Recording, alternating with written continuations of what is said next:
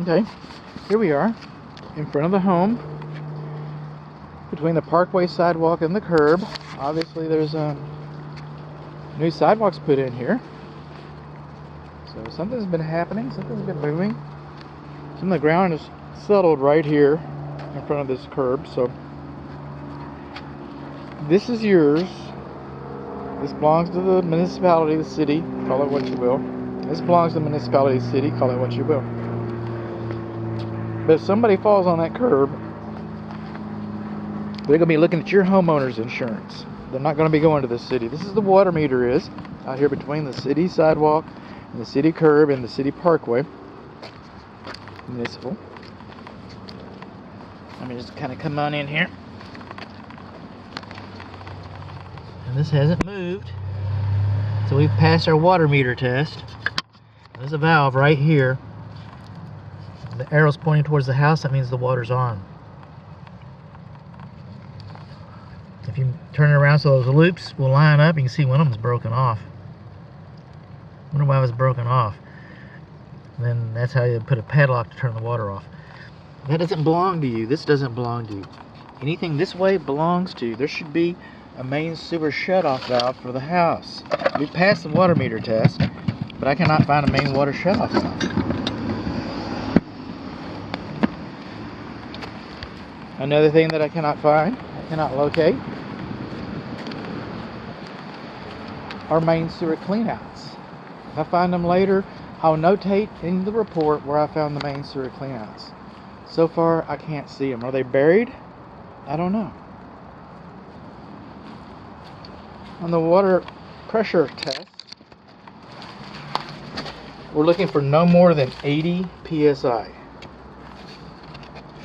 This is kind of interesting. This is a clothes dryer vent. But we got another one on the other side by the laundry. I have to peek in that in a minute. No more than 80 psi. I'm getting about 110. So we got too much water pressure, and we do not have expansion tanks on the tanks. Expansion tanks on the water heaters. We should have an expansion tank when we have water pressure that high. I'm going to let that sit. It's supposed to sit for about 15 minutes. I'll come back and get that. So I don't know where the main water shutoff valve is. I don't know where the main sewer cleanouts. We've got too much water pressure. Now coming along here, what I have not noticed is a lawn sprinkler weather sensor. Coming along here, this is our main check valve for the lawn sprinkler system.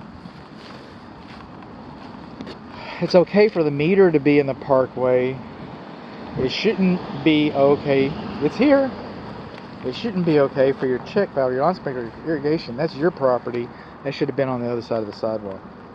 We're supposed to have a main water shutoff valve to the whole system.